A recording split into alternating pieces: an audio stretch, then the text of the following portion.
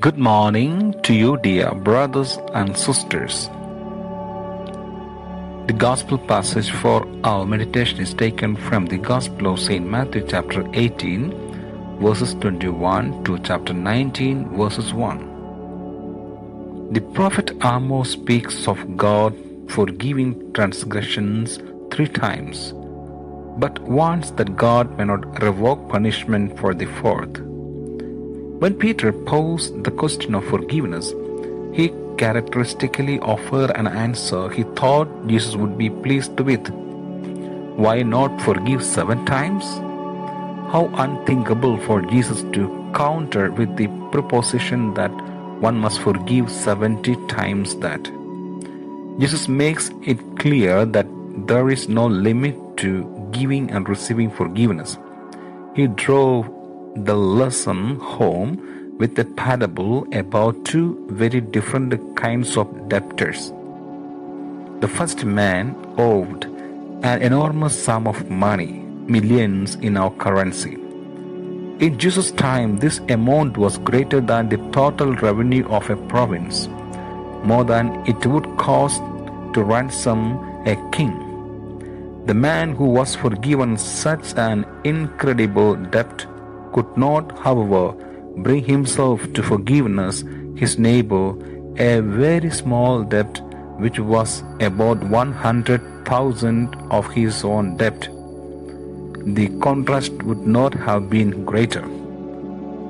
No offense our neighbor can do to us can compare with our own personal debt to God for offending him. We have been forgiven an enormous debt we could not repay on our own. That is why the Father in heaven sent His only begotten Son, the Lord Jesus Christ, who freely and willingly gave up His life for our sake to ransom us from slavery to sin, Satan, and death. Paul the Apostle states, "You were bought with a price, and that price was Jesus' death on the cross.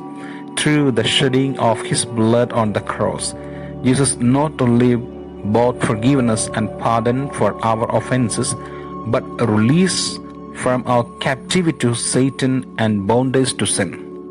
The Lord Jesus set us free from a futile mind and way of living in sin and spiritual darkness. You were ransomed from the futile ways inherited from your fathers with the precious blood of Christ." 1 Peter 1:18. Christ gave Himself to redeem us from all iniquity. Titus 2:14. Iniquity describes the futile ways of wrong thinking, sinful attitudes, and wrong behavior, and disregarding or treating God's commandments lightly. We have been forgiven an enormous debt which we could never possibly repay. We owe God a debt of gratitude for the mercy and grace He has given us in His Son Jesus Christ. If God has shown mercy to us in granting us pardon for our sins, then we in return must show mercy and forgiveness towards every person who has offended us. The willingness to forgive those who offend us is a sacred duty.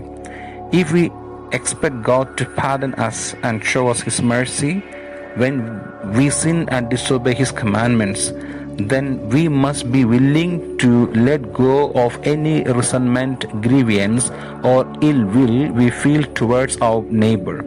Jesus teaches us to pray daily for the grace and strength to forgive others in the same measure in which God has forgiven us. If we do not show mercy and forgiveness to our fellow human beings, how can we expect God to forgive us in return? The Apostle James says, "Judgment is without mercy to one who has shown no mercy."